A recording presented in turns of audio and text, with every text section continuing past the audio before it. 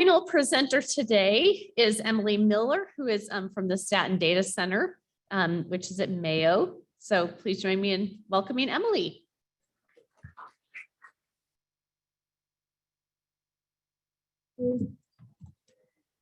So for today, we're going to talk about study terminations, an update to the escalation plan for overdue and delinquent data, and then we have an update about the COVID-19 database.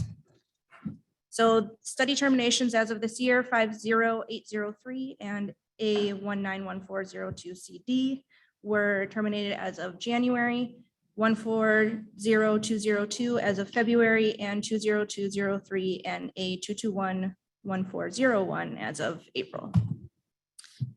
We had sent out some information, or we had sent out asking for feedback to CRPs across the memberships, asking about the current data, overdue data and overdue queries or delinquent queries, asking for feedback.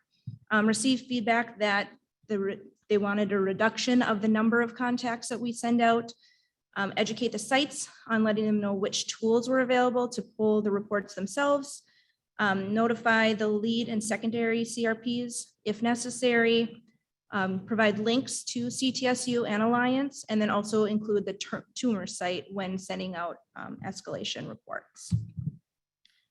So what the reporting and analytics team has decided to do is they're going to send out a report to the data management team that will include any sites with data over 120 days. They'll be circulated to the DMs, not on any specific schedule.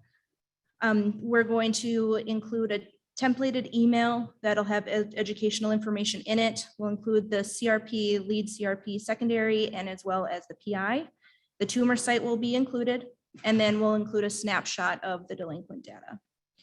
We are asking that we get a response back within 2 weeks, but as I said, this will be distributed to the DMs on not a specific calendar. So I'm going to go over the 2 reports that are available to the sites for pulling that overdue and delinquent information. You can find it on either the Alliance website or CTSU.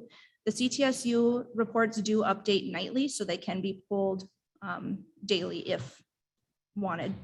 Both reports will allow you to monitor the quality and the timeliness of RAVE data, and DQP will have direct links to RAVE for the specific forms or fields. So with they're both accessible, through the CRP or for all site CRPs. And then the task summary will also provide the overdue data for those that have access to the individual study.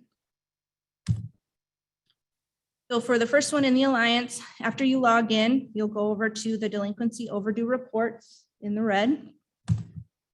And you'll select if you want it via PDF or as an Excel.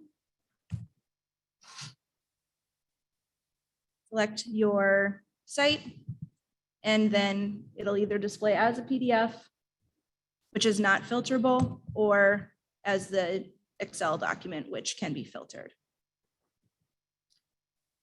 In the DQP, you'll log into the CTSU website and you'll select site user if it's not already indicated on the right-hand side of the welcome toolbar.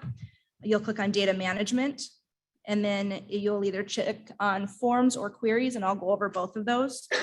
And then you'll have a delinquency report for your site that'll list the studies that your site is activated with and the delinquency of the data. And then you can select the number of days that you would like to view. So you'll go into data management, and to look at the queries, you'll select DQP queries, and then you can either select all in the blue, or you can select it by number of days. If you want to just look at what's the most overdue or what's coming up, you can do it there by selecting the number underneath the category of days. That'll pull up which fields or forms that are required, and you can view them by all forms or by the form individually. And then you can go in and click directly into the RAVE links to navigate to those fields.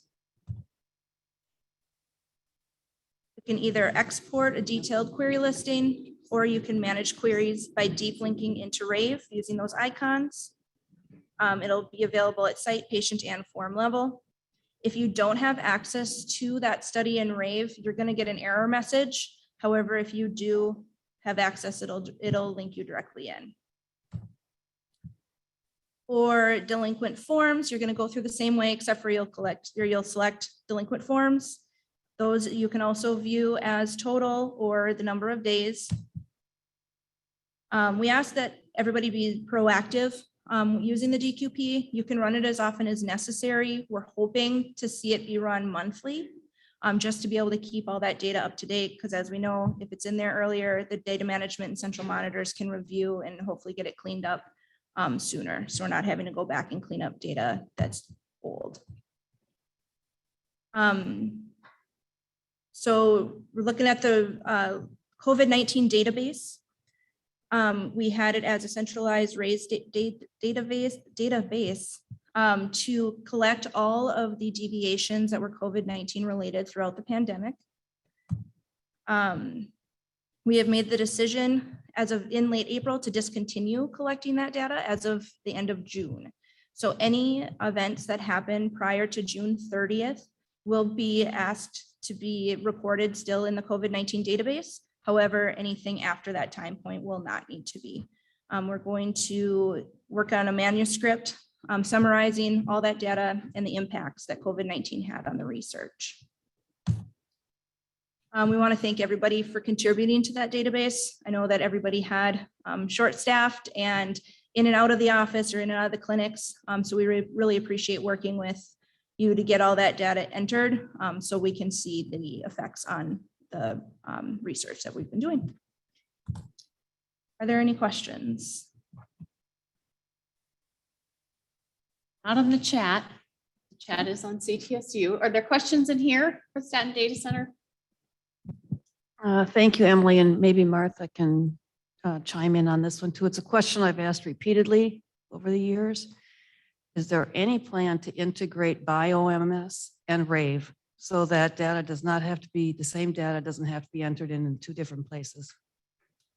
I went to the biomes meeting yesterday and there was no talk of it being done. I honestly couldn't tell you. I haven't worked in biomes, but I have not heard of anything of them being integrated. So, sorry, Debbie, I missed your question. Was that about specimen submission? Site staff have to enter into Rave when a specimen is collected with the date it was collected and when it was shipped and what it was, and then they have to enter the same information into biomes. Right. So I was, so I was in a meeting with Shauna Hillman yesterday, and she said they are working on that. That's good, because what happens is when we're auditing, data might be entered into Rave that a specimen was not collected because the patient refused or quantity not sufficient, but they never enter it into BioMS that the specimen was not collected. So there's a discrepancy between the two systems. If they talk to one another, that would be really great.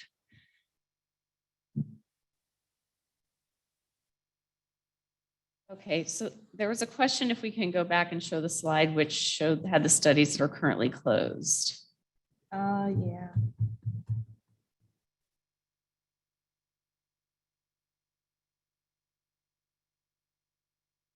So those are the study terminations as of January 1st of this year.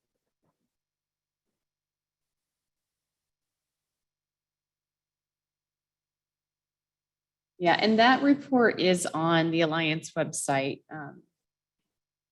Maybe later we'll be able to show how to find that, but there is a report available on the Alliance website with all the termination dates of every study when it's IRB closed or closed to follow up.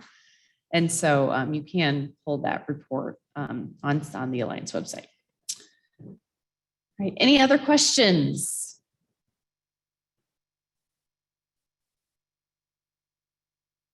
Thank you. Thank you, Emily. Well, that concludes our CRP information session. Thank you so much for joining, and I hope to see you all tomorrow.